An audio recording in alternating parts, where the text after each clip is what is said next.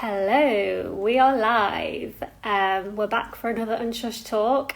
Today we're speaking with Jaqueline Michelle, and we're speaking about intimacy through self, breath, and the divine.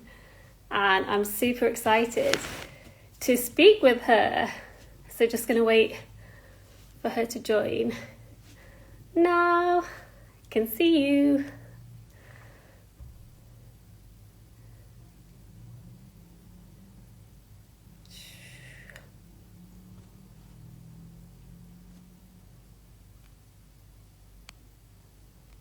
Okay, live.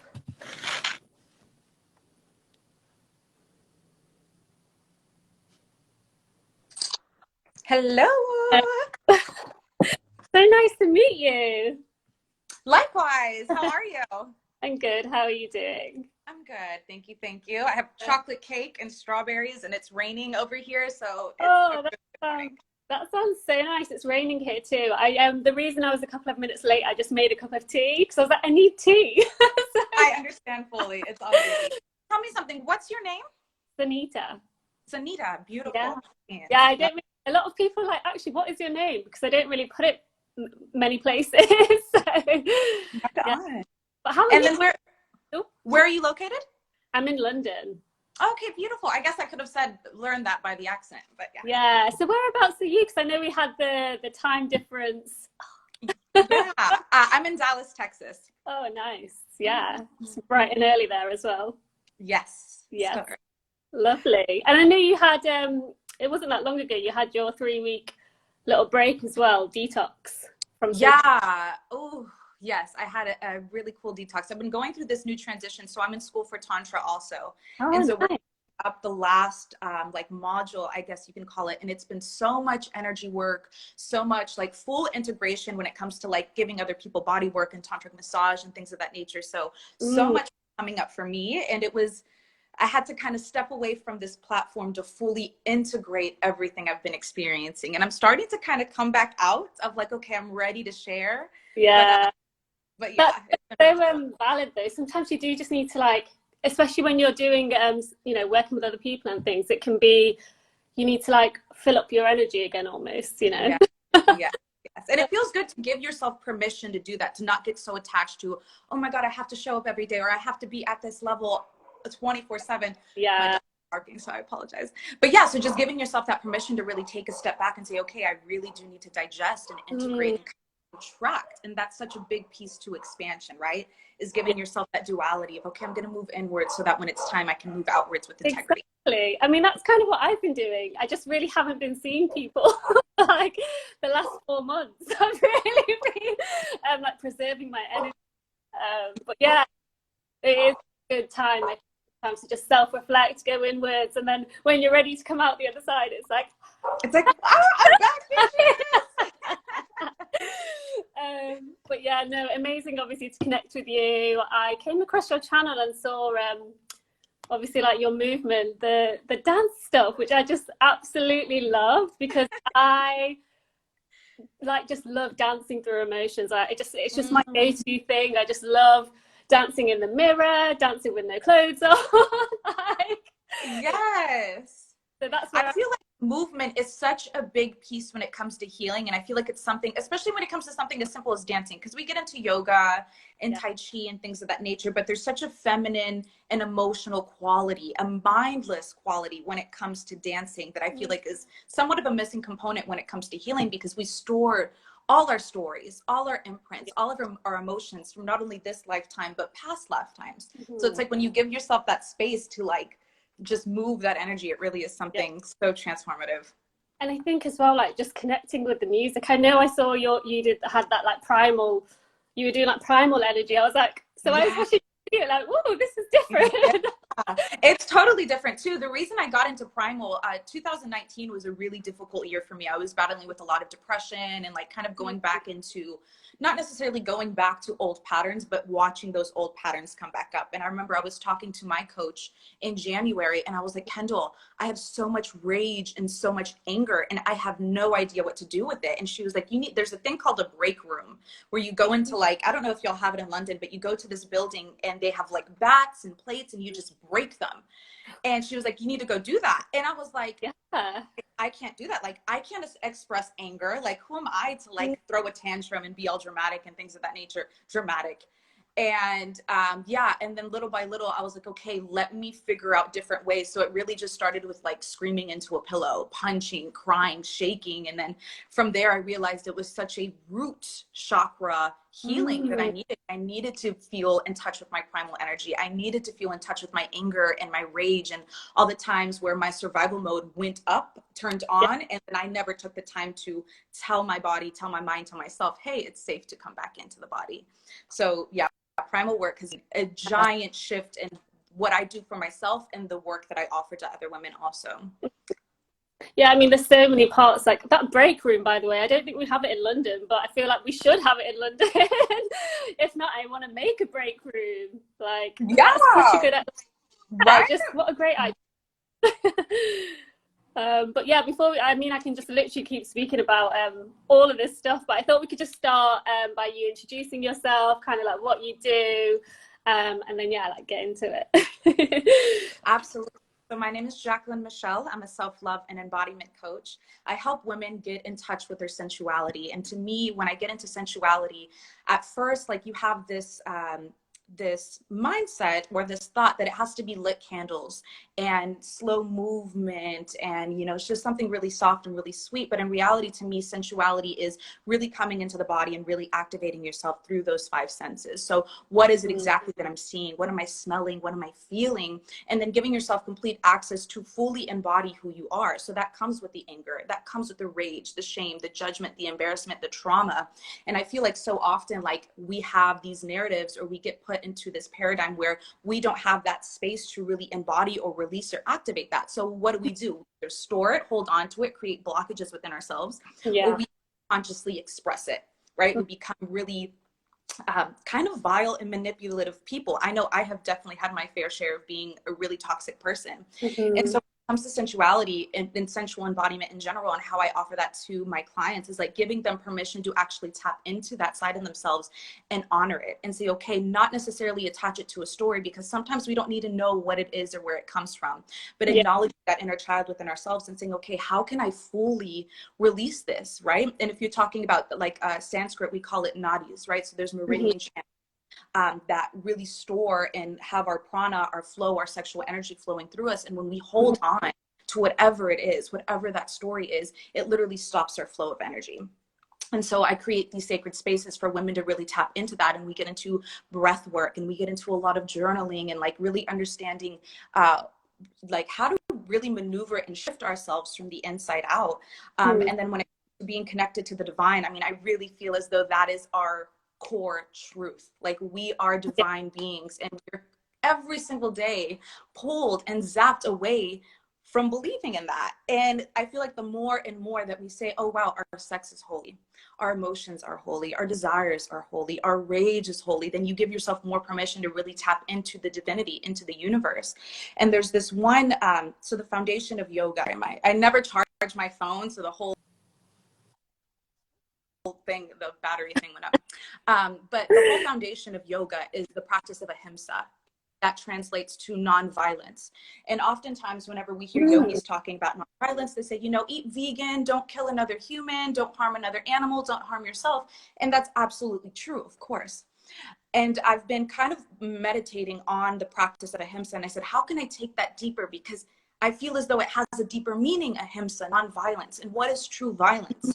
And when you think about it, violence is anything that separates you from the divine. Violence is anything that separates you from yourself or from believing and not seeing the connection that we have to plants, to animals, to our neighbor, to our emotions.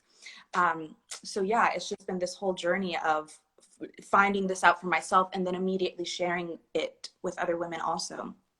Yeah, I was going to say, how did you get into, I mean, there's just like so much stuff there. It's like, great. How did you get into like, was there one part that you got into first, or like what was your journey of like this? Yeah, absolutely. So I'm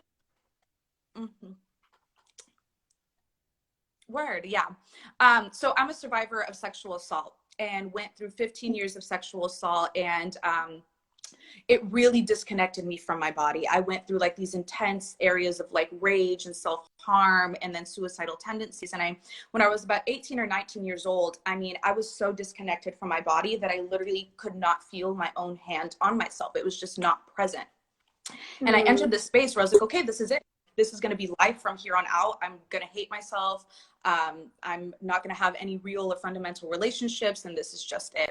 And so I was in school and I was in the process of studying criminal psychology because I was really I've always been fascinated with healing and with the mind, but it always had been from a really dark space because that was all I knew. Yeah. And so I was in school and my dance professor said, hey, come to my yoga class for extra credit on your test. And at the time I was weightlifting and I was like, okay, I can do yoga for extra points, whatever. And I went in and I went on that, and it was literally that first breath that I took and that immediate exhale. And it was like, this is what I've been missing my whole fucking life. Because I had been in therapy from 6 until 14. And it was, again, there's that missing component. Like you can sit there and understand your trauma over and over and over again, but you also have to release that memory from the body. And so just getting into yoga, like literally transformed my life. I was addicted to it, like was on my mat for an entire year. And I just learned so much. I was relieving myself so much trauma, paranoia, anxiety. And once I found out about this, like my transition, my love for psychology transitioned into my love for holistic health in general, breath work, movement, meditation, connecting to God outside of religion. And yeah, from there, whenever I started doing yoga, I was able to ground myself in such a way that everything that I had been storing into this tiny little box exploded. And I literally went into shock and I was like, oh my God, what have I been doing to myself? Like your trauma only happens for so long. And then there comes the time afterwards where it's like, you're just repeating that pattern yourself over and over and over again. And once I figured that, I realized how much sexual wounding I had, how like my sexuality was never mine. My sexuality was never mine to explore. And because of that, I was holding on to like so much shame and so much confusion. And so I found Tantra. And like when I say the internet is the best way to fucking learn sometimes, I mean, I spent years on the internet and finding coaches, going to courses, reading books, doing the work myself. And I feel like that's a really big piece too, because I also spent a good amount of time just reading it. And there's a really big, you can understand the practice of healing, but it's not until you actually start healing your sexuality and allowing those emotions to come up, that energy to come up, that shame to come up. And that's where that shift legitimately happens. Yeah, no, but yeah, that was how yeah, and I think you're so right. So many people so we're a platform basically supporting survivors of sexual violence, and I think from some of the conversations we've been having, it's something that's affected me in the past, and yeah, just connecting to the body almost, it's almost like your enemy at times. It's like, you don't want to sit with the body, you don't want to sit with those feelings. And for years as well, I was like not stopping to actually feel, if you know what I mean. Like it was just so yeah. And I saw you did it. I was just going to talk about your post. Hardcore. Oh no, can you hear me? You're okay, let's try again, go for it. Okay, I was just going to say I saw the post that you did about eating the piece of chocolate and slowing down, and I was like, yes, that was so difficult. It literally took me a year to sit my ass down and eat a piece of chocolate. I was like, I can't do that. Now I'm literally having chocolate cake for breakfast, y'all. Like it's been a fucking journey. Yeah, but just no, absolutely. Sorry. It's so glitchy, so I'm like trying to pause to make sure I get everything you're saying. I'll try and speak like slower. I don't think that's actually going to help. So, yeah, no, amazing. So what should we talk about? So what is the divine?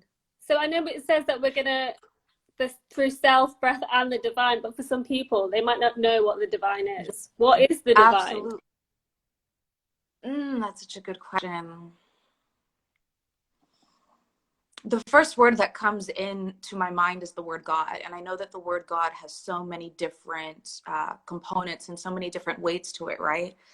So when I think of godliness, I don't think of it necessarily coming from a book or a scripture or anything that can be man-made or even understood by man. Godliness, God, the universe, divine, is the component that is it. And I wish that I can make it any more it's just the isness of everything that is. And I wish that I could say something a little bit more different than that. It's the energy and the quantum field from which we come from. And again, this is just coming from my own beliefs, right? At the end of the day, nobody really knows what God is or where we come from or anything of that nature. Yeah. But yeah, it's that component, that source energy from which we come from. I believe that it's this space of divinity, this space of love, light, abundance, and other energy and other frequencies that our human vessels can't contain or really fully understand. And we come into the manifested from this space and wanting to experience and saying, okay, no matter what, even though I'm physical and even though I have this ego that tries to tell me that, oh, I'm just Jaqueline Michelle, like this is it. It's like, no, we have these extensions, these expressions of the isness, of the universe, of higher frequencies. So yeah, and I feel like every time that we connect to that and realize that, wow, okay, everything is safe, everything is just an experience. And oftentimes we don't have to put these egotistical attachments to it. So yeah, that's how I feel with the divine. Yeah, no, that was a great way. The isness of everything, I think, is a good one. It's just slowing down and reconnecting to what is. That's how I see it. Yeah, that's an excellent way to put it also. Another thing that I want to add to something that you were saying earlier in terms of like feeling as though your body is the enemy whenever it comes to trauma, whatever type of trauma you're experiencing. And I hope that it can resonate with some of the listeners, is that whenever you begin to realize that your mind and your body are not necessarily your enemies, especially after trauma, but these are just through ways in which they wanted to protect you, is the day that it no longer feels like, oh, wow, my body is fighting me. My mind is fighting me. It's like, for example, one of the ways that my body decided to cope was numbness, dissociation completely. And so for a really long time, I would hate my body and say, oh my God, like my body left me, my body abandoned me. How could it do that? And then every time I would try to reconnect, it was like this anger towards self of not being there. And then the second I realized that, wow, my body is associated so that I can actually function and maneuver. And I have to tell my body, hey, it's safe for you to come back online. And the same thing with people that may be experiencing pain. I know vaginismus and vulvodynia is a really big thing too for women that experience any type of sexual trauma or any type of tension in general. Their body will literally constrict. And it's kind of the same thing of like different ways that your mind and your body will literally cope. And so, yeah, I just kind of wanted to touch base with that and saying like, yeah, it may feel as though your body is the enemy, but it really is just the mind and the body's only purpose is to protect you. And it's going to do it in a multitude of ways that sometimes don't make logical sense, but it's just trusting in the divine intuition that comes from the body and that comes from the mind. Yeah. So then it's working with the divine and working with yourself to almost be back within your body.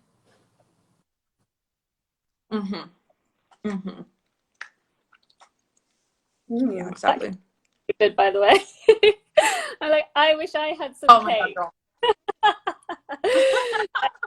And I know so I've got some quotes as well that I've seen on your page. One of them was that it was talking about, I think we just spoke about it, but it was like, there's a reoccurring conversation that women have. It's that I don't know how to be sensual. But actually what it means is that I don't know how to be in my body. So sensuality, there is like this misconception of what it means to be sensual. So maybe we can talk about, what is sensuality?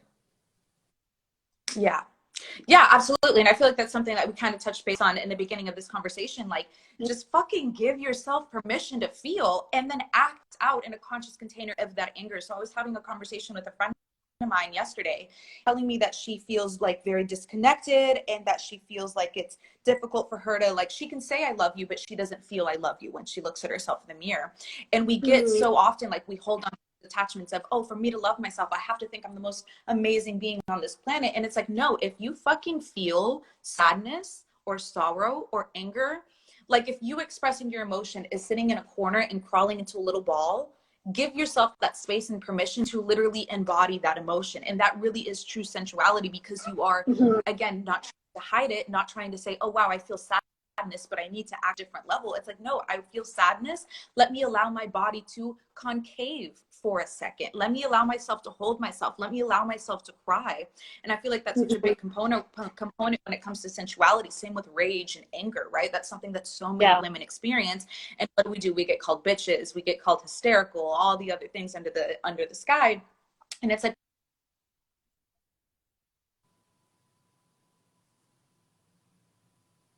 that you can be in, that you can be witnessed in that space, but oftentimes that's such a deep container of vulnerability, and that's such a deep space of intimacy. And if we can't even give ourselves permission to be angry or to be sad in the privacy of our own bedroom, then it's going to be a little bit more difficult to express these emotions with a partner or with a friend, right? So giving yourself that space where you say, you look around and you say, okay, I'm in my room, light a candle if that feels good, and then get a pillow and then hash that shit out. And oftentimes you don't have to know why you feel sad. You don't have to know why you feel angry. You don't have to know where any of these emotions are coming from. Your responsibility to fully take care and honor yourself in this space is to just give yourself the opportunity to release that energy that is moving through the body. And that to me is complete sensuality. And another thing that I want to add to that is, like, oftentimes we think, okay, well, the only way to be sensual, or the only way to be in our power, or to be in the feminine, is to be in this space of pleasure, right? But anytime when the body only understands, it doesn't necessarily put a title or a concept to any emotion that we're feeling. The body understands emotion and sensation through energy, through frequency. So if you spend X amount of time locking away your anger and saying, okay, well, I feel anger, but I'm not going to express it, so I'm going to hold it. Or I feel sadness, I'm not going to express it, I'm going to hold it. The body doesn't necessarily understand. All it understands, and the only thing that you're going to train the body to do is to stop the flow of energy, right? Because that's all emotion is, energy and motion. So if you do this for X amount of time, and then it's time for you to enjoy happiness or pleasure or ecstasy, because it's energy and motion, the body's just going to say, oh, there's an intensity of whatever it is, let's block it. Oh, there's an intent, like there's this flow of whatever, let's block it. So one of the things that I really want to give people, like, this space and this understanding, is like, you have to increase your container for sensation and emotion. So the more access you give yourself to feel anger and sadness, the more access you're going to give yourself to feel pleasure and ecstasy, because it really is just a channel. It's just a spectrum. And the second you block one, you're going to be blocking the other, because you're just training the response in the mind and body to do that. So it really is just like with one of my clients the other day, she goes, yeah, I'm feeling so much more happiness, but I'm also feeling so much more pain. And I said, well, yeah, your container is expanding. You're giving yourself that opportunity to actually be a fucking human and experience that fucking wide spectrum of emotions, that wide spectrum of energy that we all fluctuate in through. And whenever you give yourself that space without attachment, without a story, without saying, oh, if I feel this, I'm good, and if I feel this, I'm bad, and you just say, I feel, it's not that I am, you are not angry, you feel angry, then it's you're this open channel, you're this open vessel.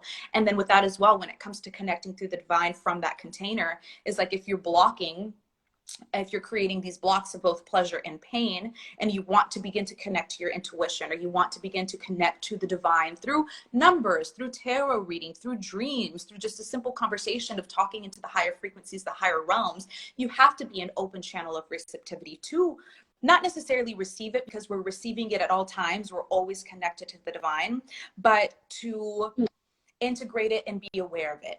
Because if I am closed off, if I create tension and blocks in my body, when something tries to come in, there's no space. It's a block.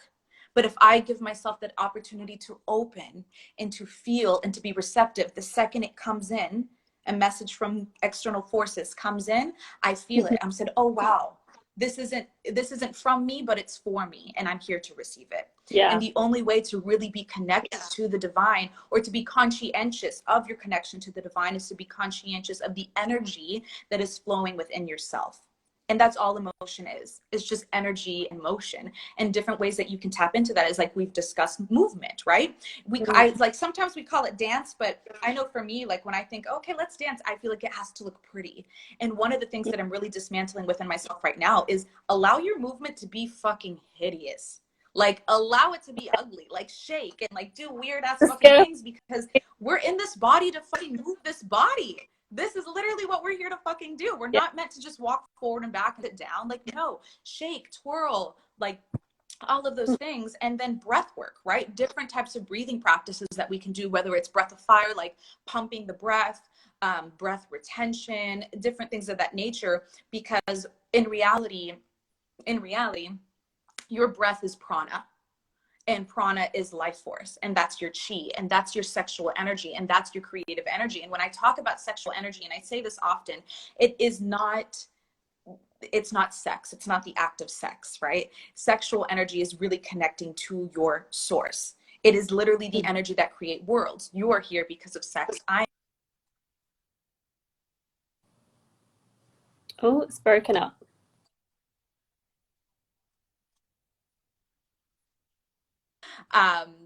Comes from that. Our We're our back. We're back. ideas and our ideas and our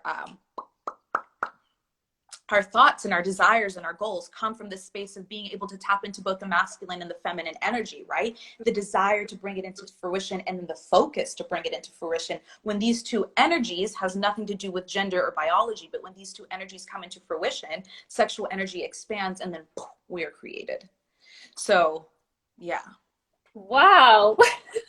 That's so beautiful how you explained all of that. I mean, yeah, again, like just feeling what you're feeling and how emotions are connected to your energy. And do you work a lot with like chakras then as well, or do you look at chakra? Yes, ma'am. And I want to deepen my understanding of chakras, and that's something that I'm kind of getting into right now. I would say I know the minimal basics of it, but yes, I would definitely, I'm in the process of like getting deeper into really understanding chakras really. Oh,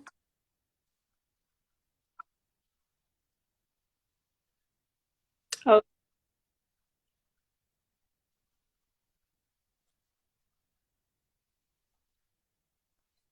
the internet is sorry, it keeps dipping in and out. Somebody just put, wow, that was mind blowing. I'm like, yes, it was mind blowing.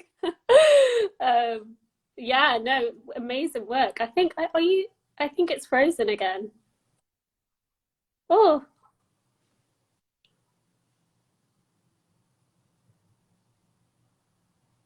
it's frozen.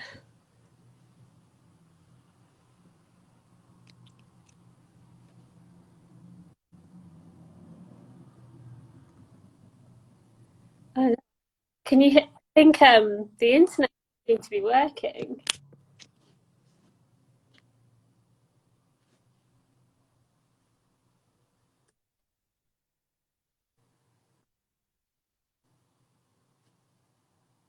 Oh no. Okay.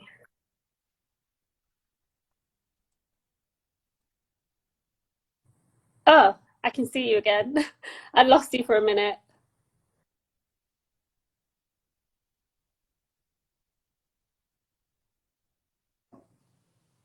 It says we are frozen. Oh no. Okay. Let's see. Let's try again.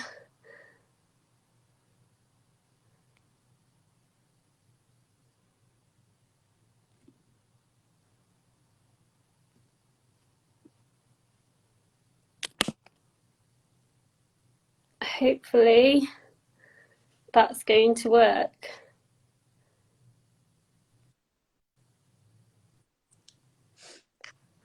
Hey. Okay.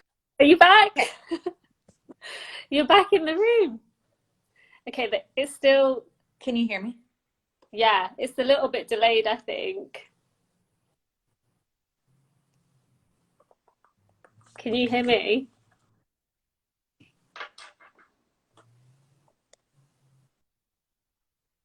It seems to be working a bit now. It's moving. Action, it's all gravy.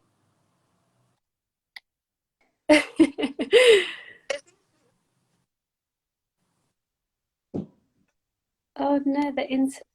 I'm just putting my. Oh, okay, cool. Yeah, I think I can hear you. It's dipping it in and out, but yeah.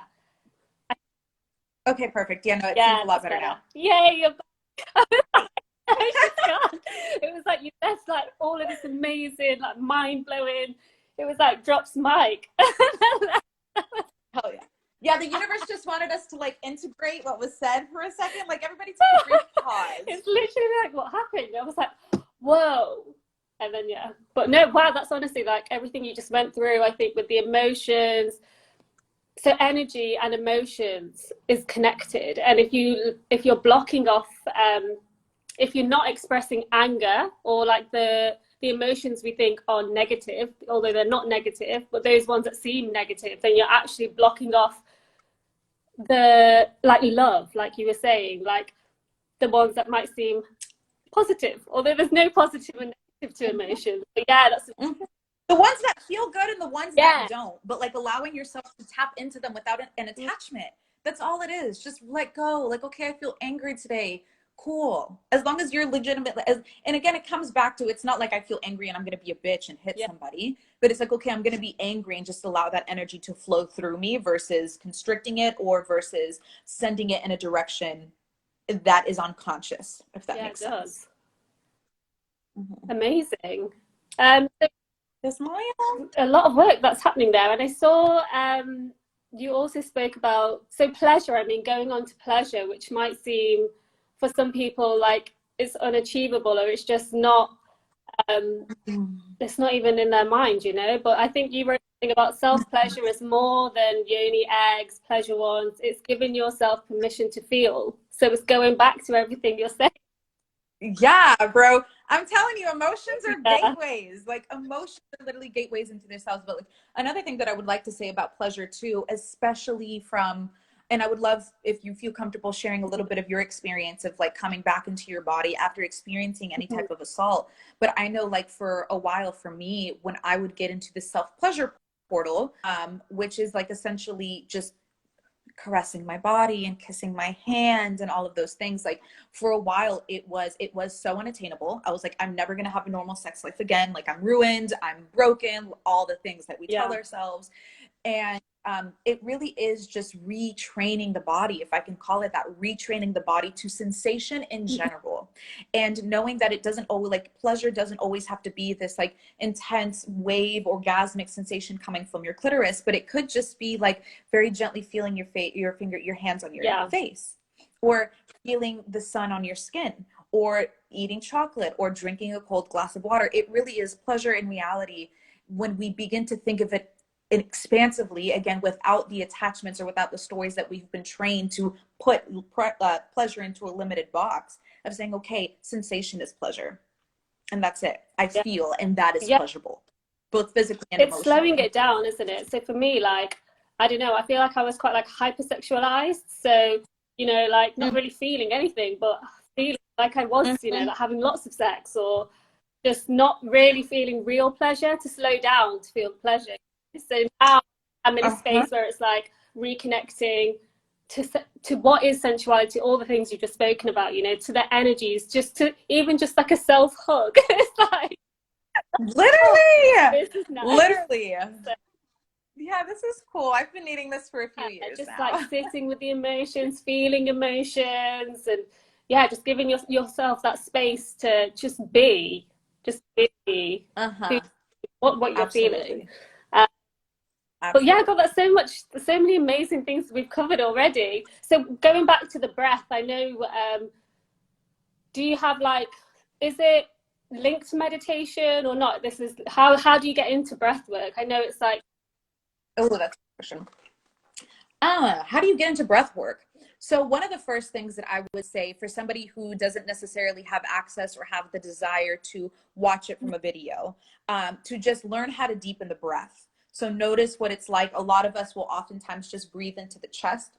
Excuse me. We'll just breathe into the chest, and our breath doesn't really go further than this portion of the body, when in reality, the breath should be going all the way down into our pelvic bowl. And then as we exhale, fully releasing that breath, because oftentimes we'll take an inhale, before fully releasing that exhale. And one of the ways that I also explain that is like, how often do we take a bite of food and then start putting more food on our fork before we even finish this bite that we have in our mouth? Girl, oh, that's me. Yeah, no, I'm like, somebody's about to take my food. I need to inhale this right now. And so it's kind of like that also. We do the same exact thing with our breath. We'll take an inhale before we even fully release that exhale. And then so what are we doing? We're holding on to stagnant breath. We have so much stagnant breath in our lower lungs. So that's a really excellent way to just begin breath work, is just, okay, let me take a legitimate breath. Let me take a full deep inhale down into my pelvic floor, and then a full releasing exhale. And that will be a slight little contraction to push that excess air out. And then when it comes to other practices, so it really depends on what you're looking for. So if you want to begin to ignite some passion or some heat or some energy, you can practice breath of fire. And whenever you're starting off, a minute max is all really you need to do. But breath of fire is just an inhale and a sharp exhale, and it comes from the diaphragm. So I'll show you. It goes, I don't know if you can tell from the video. Yeah, no, yeah. Is it similar to, so when you're doing like Kundalini yoga, I've done a bit of that. So there's some breath work. I mean, I find it really hard to do that though. Like I can't. Yeah, it's just a practice. And yeah, no, and it can be, absolutely, because it's like, first of all, I'm not used to it. Second of all, it's brand new muscles that we're not used to using. So yeah, it's just allowing yourself. A big thing too, when it comes to healing, when it comes to self-pleasure, breath work, meditation, connecting, allow yourself to be awkward. Allow yourself to not have any fucking idea what you're doing. That's a part of every single journey, is literally just beginning and say, well, fuck, this is really weird. Or especially when it comes to Kundalini. Kundalini has helped me so much with, because you're doing really spastic movement to breath. And it's, you really are waking up the Kundalini, the sexual energy. And I forgot exactly what I was going to say. Allowing yourself to be awkward. Damn it. But yeah, just allow yourself to be awkward. I forgot what my point that I was going to make. I was doing a talk a couple of weeks ago, and somebody was speaking about Kundalini energy and the snake. So there's a serpent. I mean, I'm getting a snake tattoo next week, which I'm... Oh my God, I want one too. I want one too. But so far, I just have a snake. Oh, wow. So it's like, let me just play with this, and then later on. But yeah, no, snakes are really beautiful. And something, there's this book. One of my favorite books is called Vagina by Naomi Wolf. I've read that book 5 times. It's such an incredible thing. But she said there's this one chapter in there that she said is really interesting, because yes, snakes are representative of Kundalini energy, right? Serpent energy rising through the chakras.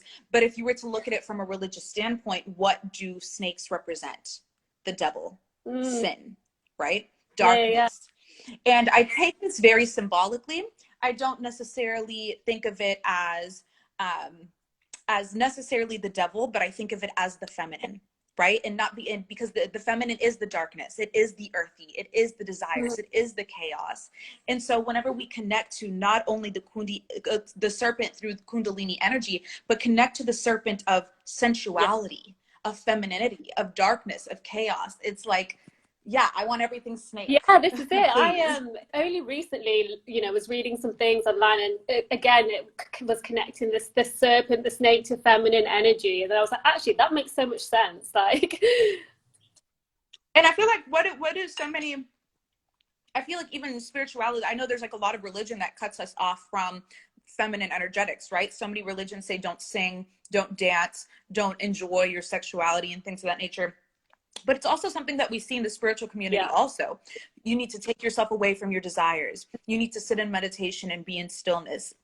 And to me, of course, those are masculine practices, and we all need strong masculine practices and strong masculine energetics. But I feel like that's also a component that's missing in the spiritual community of no fucking dance. Feel your emotions. Don't necessarily get rid of the ego, but befriend the ego and know that it's a tool for you to be human. We came into this body, into this paradigm to experience what it's like to have an ego, to have emotions, to have desires.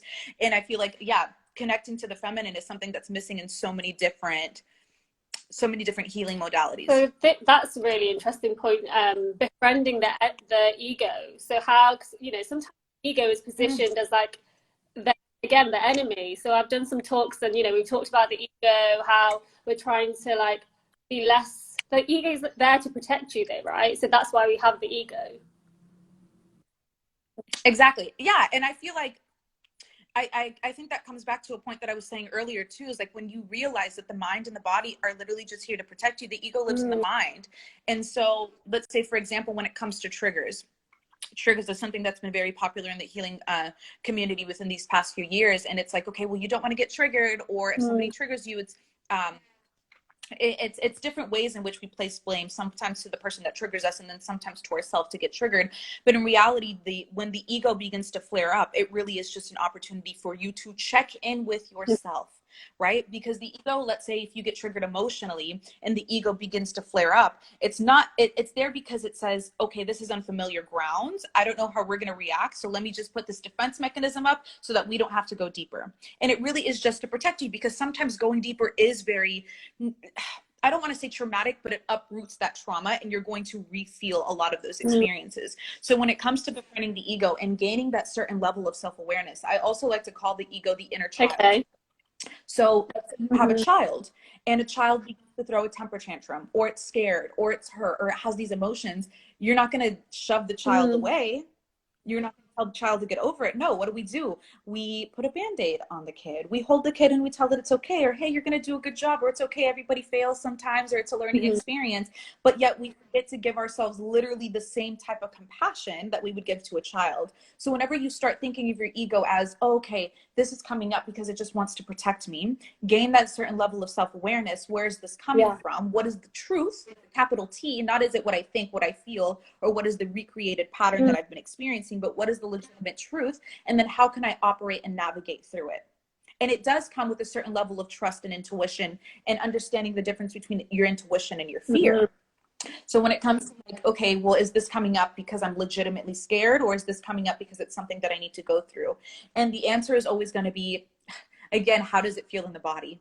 So if I were to listen to this, yes, does it feel like I'm honoring myself or dishonoring myself? If I were to listen to this, no, does it feel like I'm honoring myself or dishonoring myself? And anytime it feels like an honoring, it could feel scary, because fear is not going to go away. But as long as it feels like, okay, yes, I can do this, then space. So yeah, when it comes to befriending your ego, it's just like understanding that it's just a way for you to be protected. And the second you begin to navigate and say, okay, wow, this is coming up, thank you so much, inner self, inner child, but it's safe for us to continue, or it's safe for us to feel this, or it's safe for us to talk about this. Yeah, no, it's just like relearning, almost like retraining, like you say. So it was there for a reason to begin with. So over the years, maybe the ego, you know, it was just like an automatic thing. So it's not a case of just trying to kill the ego forever. It's nurturing and showing the fucking loving that side of yourself. And that's full self-love, is like loving every single component of yourself. And that also doesn't mean just allowing yourself to be passive, like, oh, this is just me, this is my mood, and I love myself, but saying, oh, okay, I have these emotions, how can I grow, expand, heal, contract even at times? So it's not necessarily use it as an excuse, but use it as a tool for you to expand and go deeper. Wow. There is so much juicy stuff we've just covered. My mind is literally like,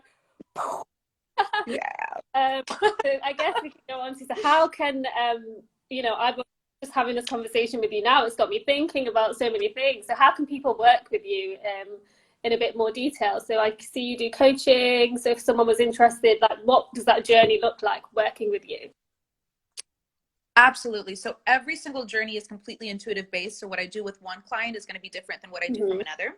Right now, a lot of my sessions are being held on Zoom, because I do have some people in Europe, and then I have people all over the US. So a lot of the things that we do is we'll go through a consultation, and through that consultation, before we even start it, I guide them through a questionnaire where I get a little bit more insight of their past, what works in their life, what doesn't, what their blockages are, and what their desires are. And then we'll kind of navigate within that space.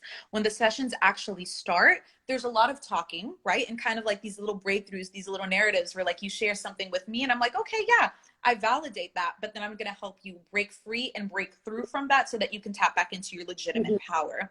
For some of us, it's going to be journaling. I implement a lot of breath work, guided meditations, different types of ceremonies, and then just giving them different rituals so that they can connect with themselves. One of my biggest goals as a coach is to I'm going to hold their hand and support them, but I'm not there to do the work for them, and I'm not there to give them the answers. I'm there to give them permission to move inwards and say, okay, what is the best decision for me to make?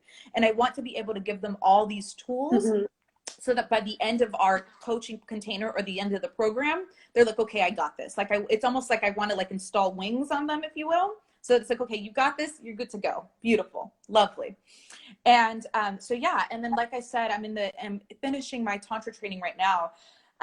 And so one of my big goals within the next 6 months is beginning to call in soul aligned clients that I can actually work with in the DFW and actually do energy work and quantum touch, which is kind of moving sexual and emotional energy through the body. It almost looks like Reiki, if you will. And then just different type how of like, does that work? Sorry, I'm just cut you off in the middle, but I'm like, how does Reiki actually work? I've had Reiki healing, it's amazing, but how do people actually do that? Yeah, so I'm not sure if like Reiki and quantum touch is necessarily similar, but that's one of the ways that I can tap into it or like kind of relate the two. And when it comes to that is like understanding that we all have like this auric field or this quantum field that literally emanates within the body. And if you connect to another human and really tune in with presence and divinity, you'll literally begin to feel like this layer of buoyancy between you and the other person. And you will literally just enter this space of really providing this sense of allowing the body and the energy to guide you to where they're storing a lot of energy. So it could be in the legs and the feet and the lingam and the yoni and the heart, and then beginning to activate it. So you'll vibrate it, you'll swoosh it out, you'll play with it, you'll move it up and through. And sometimes the sensation is very orgasmic and pleasurable. Sometimes it can be completely numb, and sometimes it can be this uproar of just release of stories that are coming through.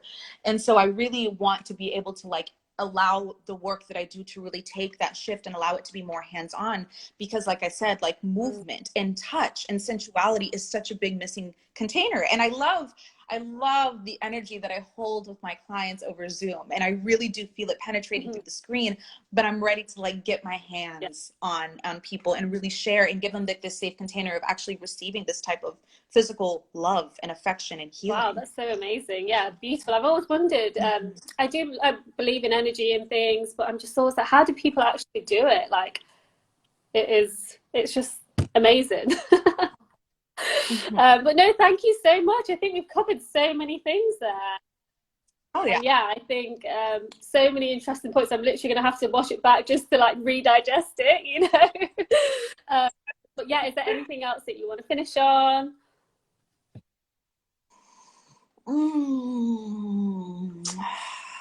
No, ma'am, I don't think so. I think we covered a lot. No, thank you so much for your time. It was amazing. And yeah, I thought I can just feel the energy, like the energy. Yeah, absolutely. But yeah, thank you so much for connecting. We'll obviously be sharing this as well on the channel. So for anyone who's just joined and missed what we were chatting about, literally, you need to watch it back, because I'm going to watch it back just to like let it sink. But yeah, no, thank you. And I'm going to stay connected, obviously, be watching everything that you're doing. And I actually started to watch earlier the breath work. You've done a recent breath work video. And I was like, yeah, I need to do that. I just feel like I need to get some energy out today. Yes, girl. Yeah. But yeah, have a beautiful day. And likewise, darling. Have a wonderful night. Bye. Thank you.